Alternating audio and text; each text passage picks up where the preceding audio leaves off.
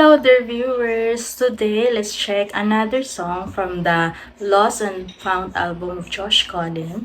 This is 1999. Ito, excited akong panoorin yung visualizer nito na nakapost sa YouTube channel ni Josh. I'm caught up in 1999, it's nothing new. Slow song to. Still stuck on you.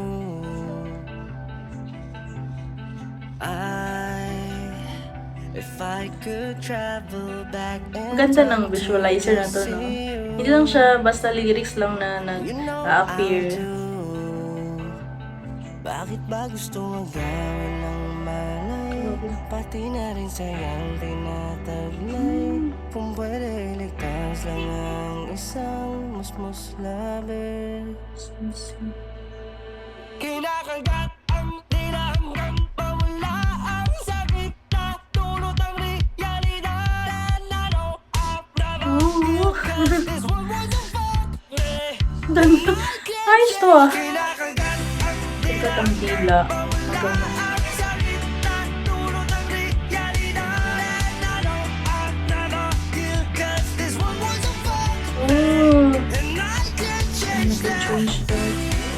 Wait lang. Yung mga songs talaga ni Josh, parang napansin ko last time kasi yung na-react ko na song niya. 'Di ba sabi ko, yung Silent Cries, sabi ko yung beat niya, parang ano siya lively siya, pero yung message ng song, opposite, ano siya, emotional. Ito din, yung kanina, ano ba, chorus na ba yun? Maganda yung beat niya, very upbeat, pero yung lyrics ng song, dark siya. So, 'di ba, parang opposite kasi parang ano siya, more mas nakakahatak siya ng nakaka-attract siya sa pagdinig ng tao pag ganito yung atake ng song. Siya ba ang nag-compose din nito at produce? Grabe naman, very creative naman yung ni Josh pag siya nga talaga, no? Patuloy natin. Instrumental. Ito, yun yung chorus. Ang ganda. Di ba? Siya ba yung nagdadal dito?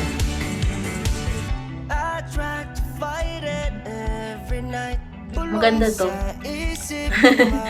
Palit-palit yung English sa saka yung Tagalog lyrics.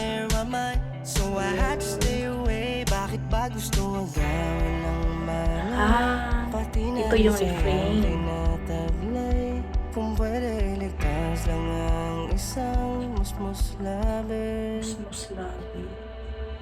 Kinakagat ang tinahanggang pawala ang sakit dulot ang realidad. Swerte nang makaka-attend sa concert niya. Ang ganda ng album na to, no?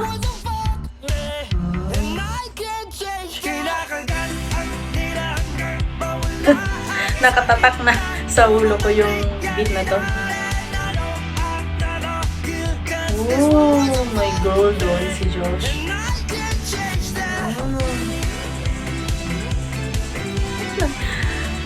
Very talented talaga yung mga members ng Spinetta. Ganda din ng logo sign, yung sign na Josh Collin.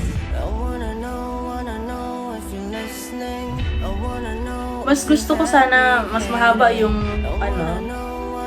yung chorus part para nabitin ako sa niya. Nag-slow kasi din. Doon lang yung part na to. Huwag naman kagatin yung dila, Josh.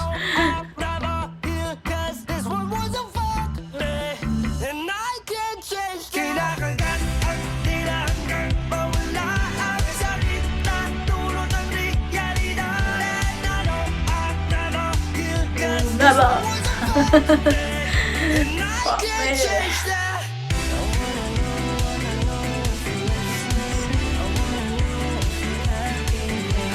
Happy hating.